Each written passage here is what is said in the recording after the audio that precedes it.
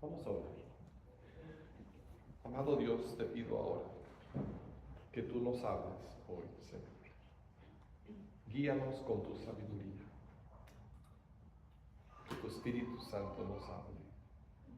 Te lo pido en el nombre de Cristo Jesús.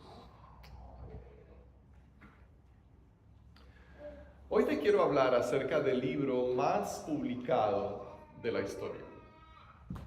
¿Te imaginas a qué libro me estaré refiriendo? Es la Biblia. Esta semana estaba investigando para ver cuántas copias de la Biblia se han publicado desde que se inventó la imprenta en el siglo XV. Y no tenemos cifras exactas, pero se calcula que se han publicado 7.000 billones de Biblias. Eso es casi una Biblia para cada persona que vive ahora en el mundo. Es el libro que se ha traducido a más idiomas que cualquier otro libro. La Biblia está disponible en miles de idiomas. Todavía quedan algunos. Se está trabajando para traducir la Biblia a esos idiomas. La Biblia está disponible por todos lados. Pero me atrevo a decir que la Biblia también es uno de los libros más olvidados de la historia. Porque todos hemos visto copias de la Biblia que lentamente se despintan en las ventanas traseras de los carros. Todos hemos visto Biblias grandes, abiertas en las casas, pero cubiertas de polvo porque nadie las está leyendo. Si vas a un motel, es muy probable que cuando abras la gaveta de la mesilla de noche haya una Biblia ahí, pero para saber cuántas personas se han puesto a leer esa Biblia es otra cuestión. La Biblia está disponible en todas partes, pero son muy pocas las personas que realmente saben lo que dice. Por ejemplo, hace algunos años, una encuesta de Gallup descubrió que de 10 adolescentes en los Estados Unidos, un país supuestamente cristianizado, solamente 3 sabían por qué se celebra la Pascua. Imagínate, solo el 30% de los adolescentes te podían explicar por qué celebramos la Pascua. Seguramente piensan que se trata más de un conejito que deja huevos de chocolate y no de la resurrección de Jesús. Otra encuesta descubrió que casi la mitad de las personas que se consideran cristianos nacidos de nuevo, casi la mitad cree que la Biblia dice, ayúdate que te ayudaré, dice Dios. Pero eso no viene de la Biblia. Eso viene de las fábulas de Esopo. Otra encuesta descubrió que más luteranos y metodistas, dos denominaciones cristianas, más luteranos y metodistas creen en los ovnis que en la existencia del diablo. Y una encuesta más reciente descubrió que casi la mitad de los norteamericanos, estadounidenses, creen que Jesús fue creado por Dios. Es decir, no creen que Él sea Dios, creen que Él fue creado por Dios. ¿Qué nos demuestran todas estas estadísticas? Nos demuestran que para mucha gente la Biblia es un libro que está pasando al olvido. Algunas de las figuras importantes en la fundación de este país conocían la Biblia muy bien. Por ejemplo, George Washington tenía el Nuevo Testamento básicamente memorizado. Y ahora, casi, podríamos decir, muy poca gente siquiera sabe lo que dice, mucho menos tener una gran parte de la Biblia memorizada. Algunos te dirán, oh sí, la Biblia, qué libro tan bonito, tiene mucha inspiración, pero para leerlo, ay no, qué flojera, no quiero, es tan difícil. Algunos te dirán, no, es que es una parte bonita de la historia, algo nostálgico, pero no tiene mucho que ver con nuestra vida hoy en día. Y me pregunto, ¿es esta la forma correcta de acercarnos a la Biblia? Es un libro anticuado, un libro del pasado, un libro que tuvo influencia hace muchos años, pero ahora no, es que ahora vivimos en otros tiempos. Ahora la Biblia ya no es relevante. Ahora la Biblia ya no me habla. ¿Será esa la verdad? ¿Será la Biblia un libro que tiene que pasar al olvido? Quiero que veamos lo que Dios mismo dice acerca del futuro de su palabra. Y vamos a leer las palabras que se encuentran en Isaías, capítulo 2, versículos 1 al 5. Isaías, capítulo 2, versículos 1 al 5. Y esto es lo que dice la palabra de Dios. Palabra que Isaías, hijo de Amós, recibió en visión acerca de Judá y Jerusalén. En los últimos días, el monte del templo del Señor será establecido como el más alto de los montes.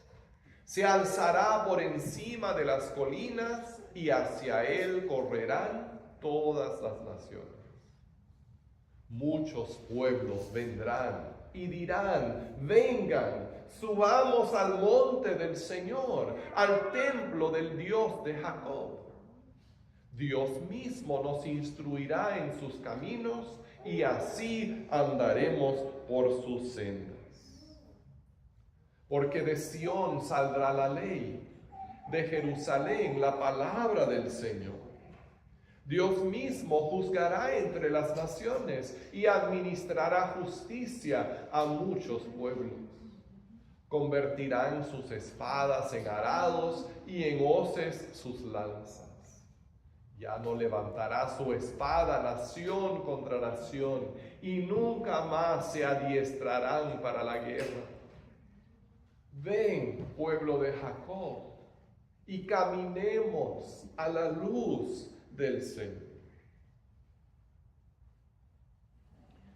Dios habló por medio del profeta Isaías para mostrarnos el futuro de su palabra.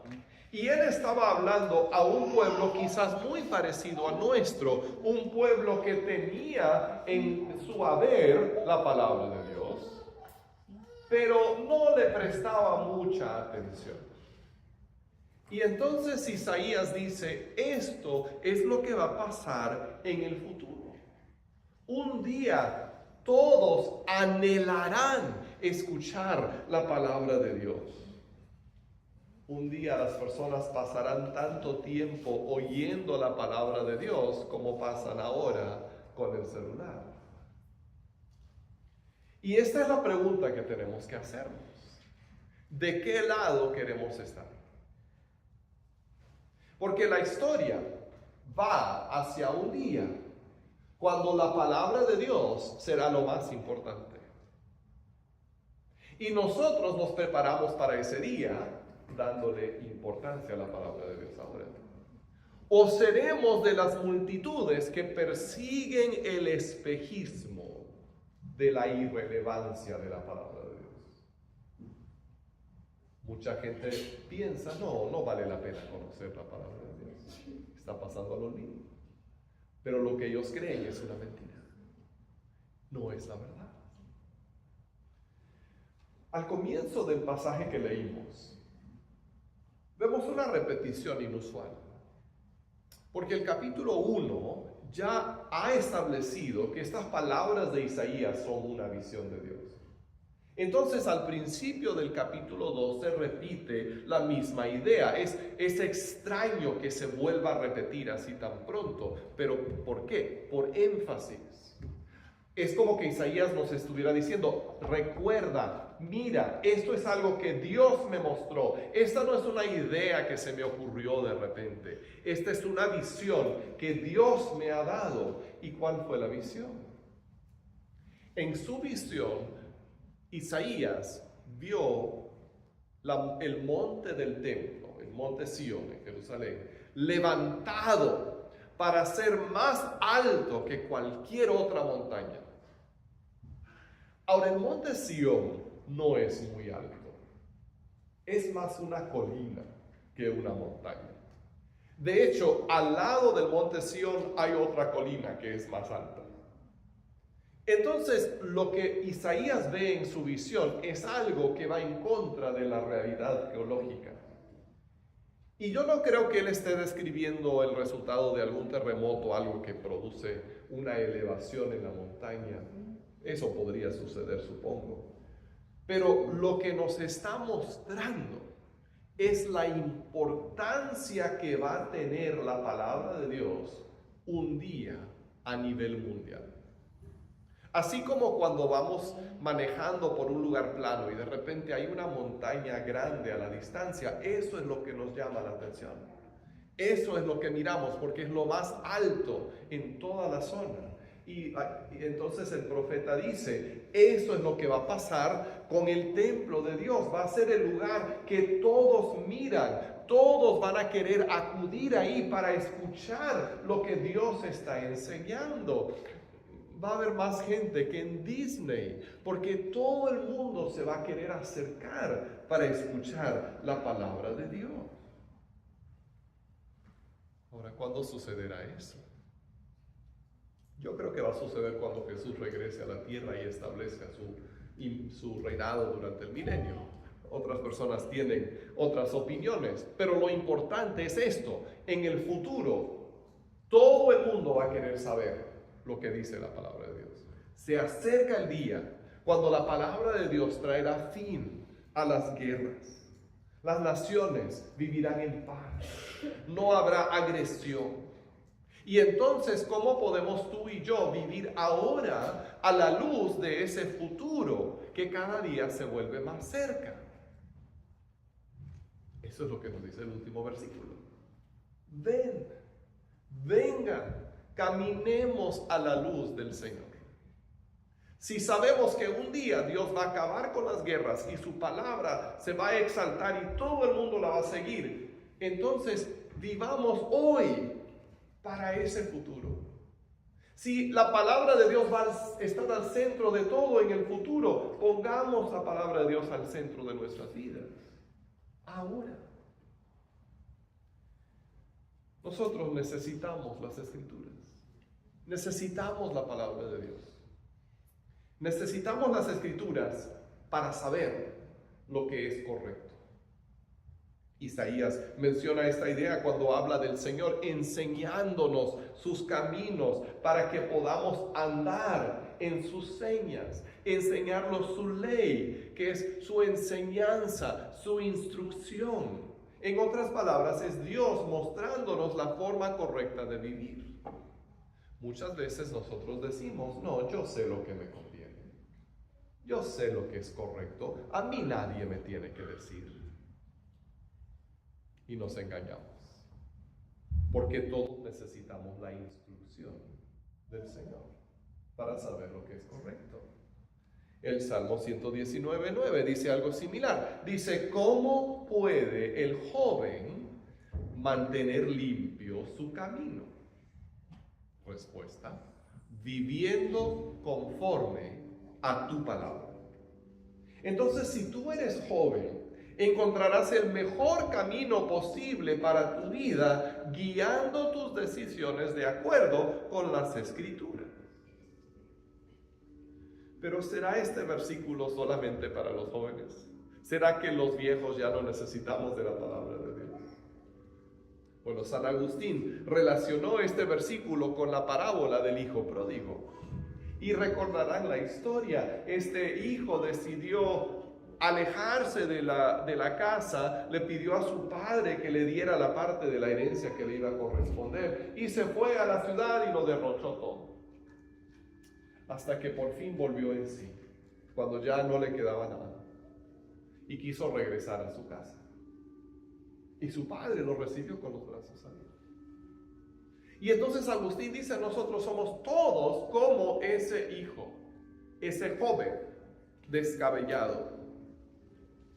Y todos necesitamos de la dirección y la corrección y la instrucción de la palabra de Dios.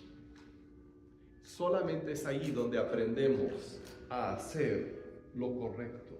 Solamente es en la palabra que podemos ver de lo que tenemos que arrepentirnos para regresar a nuestro Padre Celestial. Entonces necesitamos la palabra para saber lo que es correcto. También necesitamos la palabra para saber lo que es verdad. El Salmo 119, 105 dice: tu palabra es lámpara a mis pies, es una luz en mi sendero. Ahora, ¿de qué sirve una lámpara? ¿De qué sirve una luz?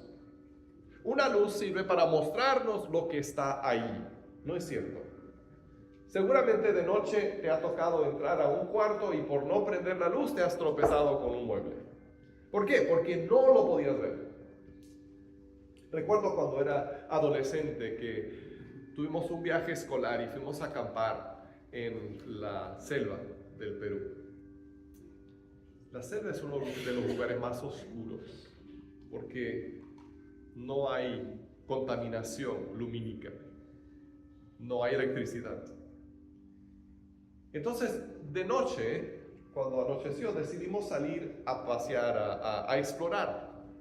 Y pues algunos teníamos antorchas, entonces ahí íbamos alumbrando.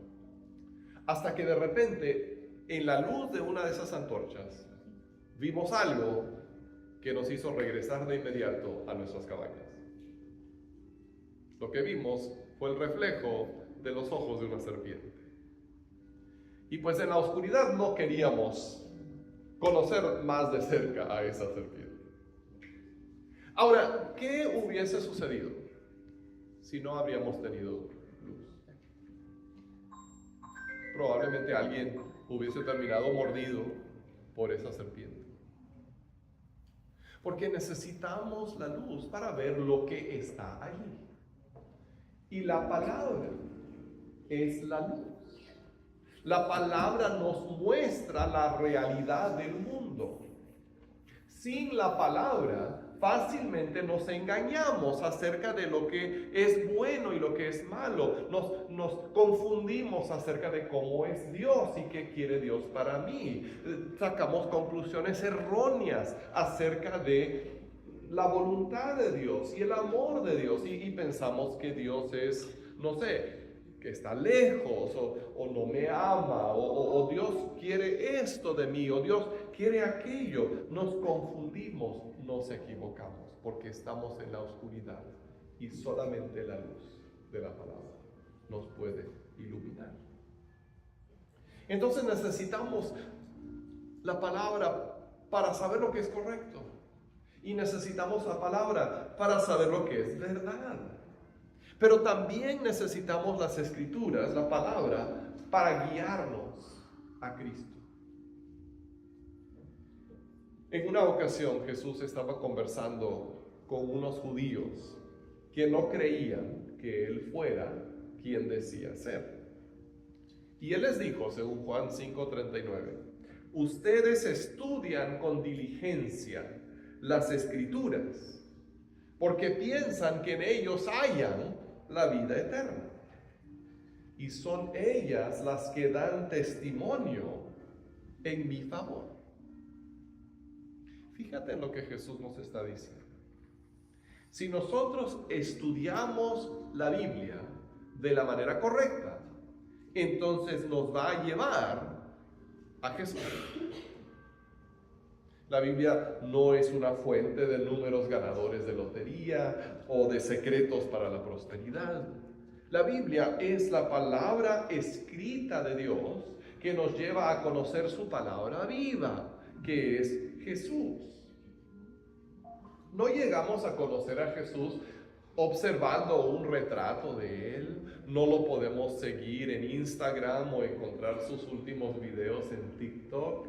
Conocemos a Jesús por medio de su palabra. En el año 303, el emperador romano Diocleciano trató de detener la extensión del cristianismo. Y una de las cosas que hizo fue ordenar que se destruyeran todas las copias de las Escrituras. Entonces las autoridades locales tenían la responsabilidad de quitarles a todos los cristianos sus Biblias y quemarlas. Si una persona entregaba su Biblia, estaba bien. Pero si no, podía sufrir la pena de muerte. Y un hombre llamado Félix, que vivía en un pueblito en el norte de África llamado Tibiuca, se rehusó. Él dijo: a mí no me quitan mi Biblia. Y las autoridades locales no sabían qué hacer con él. Y por fin lo tuvieron que mandar a Italia, a Roma, para que lo juzgaran. Y él, terco, insistió: no voy a rendir mi copia de las Escrituras. Y finalmente perdió la vida por su terquedad, por su confianza, por su seguridad de que necesitaba las Escrituras más de lo que necesitaba la vida misma. Y el registro dice que el 30 de agosto, con obstinación piadosa, me encanta esa frase, con obstinación, con terquedad piadosa, él entregó su vida antes de entregar las Escrituras. Y yo me pregunto, tú y yo no tenemos que pagar con la vida por tener una copia de la Biblia, pero nos aferraremos a este libro con esa misma obstinación piadosa que tuvo Félix. Diremos: a mí nadie me quita la Biblia, porque aquí conozco a Cristo, porque aquí me muestra Dios lo que es correcto, porque aquí encuentro la luz. O seremos como la gente del mundo que se equivoca y dice: no, la Biblia, no, pues sí, qué bonito, pero no tiene nada que ver con la vida actual. No tiene nada que ver con mi ahora. Si vamos a aferrarnos a la Biblia, la tenemos que conocer. Y por eso en esta mañana quiero lanzarles un reto. Quiero lanzarles el reto de comenzar a leer un capítulo de la Biblia cada día.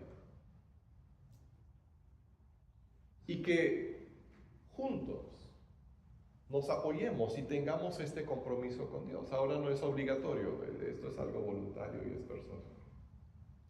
Pero quiero invitarles a que comencemos con el Nuevo Testamento y que nos propongamos leer un capítulo de la Biblia cada día. Y si lo hacemos, en 3 años habremos leído la Biblia completa. Entonces comencemos hoy. Comencemos hoy con Mateo 1. Y leamos Mateo 1, 2, 3, 4, 5, 6 y 7 esta semana. Te quiero invitar a hacer ese compromiso, no conmigo, sino con Dios. Pero si tú estás dispuesto a hacer ese compromiso, entonces mientras cantamos en un momento, díselo a Dios, dile: Señor, yo hago este compromiso contigo. Yo quiero que me ayudes, quiero leer de tu palabra, quiero conocerla mejor. Y comenzamos, repito, con Mateo 1 hoy, y leemos un capítulo cada día. Vamos a orar y pedirle al Señor que nos ayude a aferrarnos a su palabra. Padre, te doy gracias por darnos tu palabra, para enseñarnos tu verdad y derramar tu luz sobre nosotros. Te pido en estos momentos, Señor, que nos lleves a ese punto de compromiso, de comenzar a leer tu palabra sistemática y regular. Para algunos yo sé que será un reto, pero te pido que nos ayudes a todos, Señor, y que así podamos acercarnos cada día más a ti. Y te lo pido en el nombre de Cristo Jesús. Amén.